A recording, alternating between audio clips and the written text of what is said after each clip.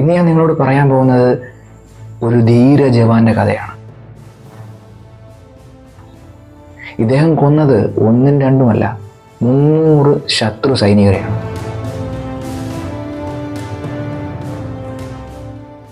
അദ്ദേഹത്തിൻ്റെ പേരാണ് ജസ്വന്ത് സിംഗ് റാവത്ത്. സ്വന്തം ചോര കൊണ്ട് ചരിത്രമെഴുതിയ ആ ജവാന്റെ കഥ കേൾക്കണ്ടേ? Welcome to the mystic world of magic Ram.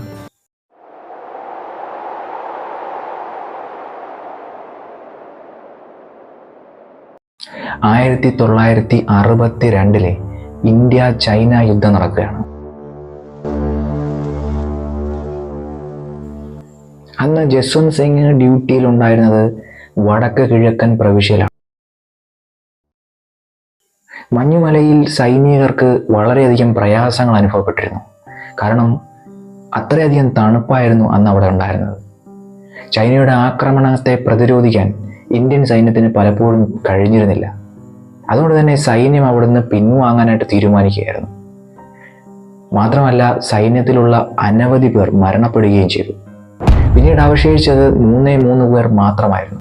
റൈഫിൾമാനായ Jaswant Singh Rawat, lance നായിക്കായ Trilok Singh Negi, മറ്റൊരു റൈഫിൾമാനായ ഗോപാൽ സിംഗ് ഗുസൈൻ. അവർ 3 പേരും ചൈനയ്ക്കെതിരെ പോരാടാനായിട്ട് തീരുമാനിക്കുകയായിരുന്നു. അത് നേതൃത്വം കൊടുത്തത് ജസ്വന്ത് സിംഗ് റാവത്തായിരുന്നു. എങ്ങനെയെങ്കിലും ഇവരെ ഈ നാട്ടിൽ നിന്ന് ഓടിക്കണമെന്ന് അദ്ദേഹത്തിന് അത്രയധികം വാശിയുണ്ടായിരുന്നു. ഒടുവിൽ അവർ ചൈനീസ് ഭടന്മാർക്കെതിരെ പോരാടാൻ തന്നെ ഉറച്ചു. പക്ഷേ അതിശക്തമായ വെടിവെപ്പിനെ അവർക്ക് പ്രതിരോധിക്കാനായിട്ട് സാധിച്ചില്ല. ത്രിലോക് സിംഗും ഗുസൈനും വീരചരമം പ്രാപിച്ചു. ജസ്വന്ത് സിംഗ് റാവത്തിനാകട്ടെ അതിമാരകമായി പരിക്കേൽക്കുകയും ചെയ്തു. എങ്കിലും അദ്ദേഹം തൻ്റെ പോരാട്ട വീര്യം പണയപ്പെടുത്താൻ തയ്യാറായില്ല. അടുത്ത ദിവസം വീണ്ടും പോരാട്ടം തുടങ്ങാൻ അദ്ദേഹം തീരുമാനിച്ചു. അദ്ദേഹം തവാങ്ങിലെ സില സെക്ടറിലെ ഏറ്റവും ഉയർന്ന ഒരു പ്രവിശ്യയിൽ സ്ഥാനം പിടിച്ചു.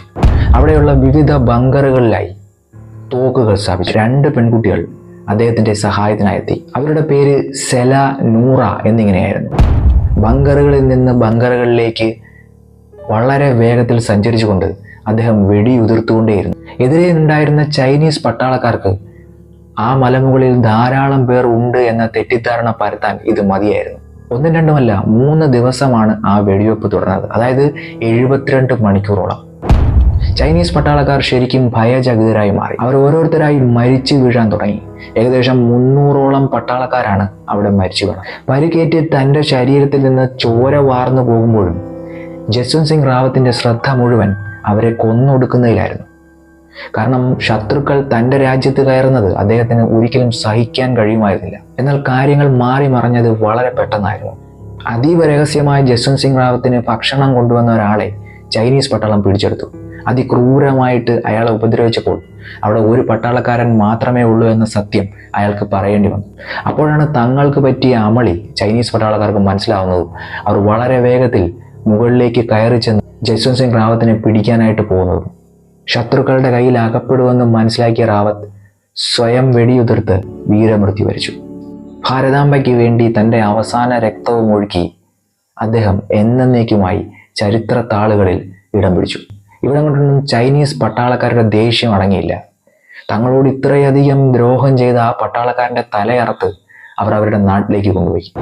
പക്ഷെ ഇദ്ദേഹത്തിൻ്റെ കഥ കേട്ട അവിടുത്തെ ഭരണകൂടം പിന്നീട് ആ ധീരന്റെ ഓർമ്മയ്ക്കായി ഒരു പിച്ചള പ്രതിമയും അദ്ദേഹത്തിൻ്റെ തലയും അങ്ങേയധികം ആദരവോടുകൂടി ഇന്ത്യൻ ഗവൺമെന്റിന് തിരിച്ചു നൽകി. പിൽക്കാലത്ത് അദ്ദേഹത്തിൻ്റെ പേരിൽ അവിടെ ഒരു മന്ദിരം പണിഞ്ഞു.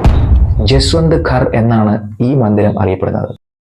തവാങ്ങിൽ നിന്ന് 25 കിലോമീറ്റർ അകലെ മനോഹരമായിട്ടുള്ള ഈ ക്ഷേത്രം നമുക്ക് കാണാം. അവിടെ ജസ്വന്ത് സിംഗ് റാവത്തിന് പ്രത്യേകം റൂമുണ്ട്, അവിടെ കട്ടിലുണ്ട്, അദ്ദേഹത്തിൻ്റെ യൂണിഫോമൊക്കെ എല്ലാ ദിവസവും അവർ ഒരുക്കി വയ്ക്കും. കാരണം അവിടുത്തെ പട്ടാളക്കാർ വിശ്വസിക്കുന്നത് ജസ്വന്ത് സിംഗ് റാവത്ത് ഇന്നും അവിടെ ഡ്യൂട്ടിക്കുണ്ട് എന്ന് തന്നെയാണ്. ഇതിനിടെ അദ്ദേഹത്തിന് പല പ്രാവശ്യം സ്ഥാനക്കയറ്റം ലഭിച്ചു. നിലവിൽ അദ്ദേഹം മേജർ ജനറൽ. അദ്ദേഹത്തിന് എല്ലാ മാസവും കൃത്യമായി പെൻഷനും നൽകി പോകുന്നു. അതുമാത്രമല്ല, കൃത്യമായ ഇടവേളകളിൽ അദ്ദേഹത്തിന് ലീവും ലഭിക്കും. ഈ സമയത്ത് അദ്ദേഹത്തിൻ്റെ ഛായാചിത്രം വീട്ടിലേക്ക് കൊണ്ടുപോകും. മറ്റൊരു രസകരമായിട്ടുള്ള കാര്യം, ഇവിടെ ഡ്യൂട്ടിക്ക് നിൽക്കുമ്പോൾ ഒരു പട്ടാളക്കാരന് അറിഞ്ഞോ അറിയാതെയോ പോലും ഉറങ്ങാറില്ല എന്നുള്ളതാണ്. കാരണം അവരുടെ കരണത്ത് ആരോ അടിക്കുന്നതായി അവർക്ക് തോന്നും അത്രേ. അത് മറ്റാരുമല്ല, എന്നും അവിടെ ഡ്യൂട്ടിയിലുള്ള മേജർ ജനറൽ ജസ്വന്ത് സിംഗ് റാവത്ത് തന്നെയാണ് എന്നതാണ് അവരുടെ വിശ്വാസം. മരിച്ചതിന് ശേഷവും ഇന്ത്യൻ അതിർത്തിയിൽ ഡ്യൂട്ടിക്ക് നിൽക്കുന്ന ബാബ ഹർഭജൻ സിംഗിന്റെ വീഡിയോ നമ്മൾ ഇതിനു മുമ്പ് ചെയ്തിട്ടുള്ളതാണ്. ഇത്തരത്തിലുള്ള അനവധി പ്രത്യേകതകൾ നമ്മുടെ രാജ്യത്തിലുണ്ട്.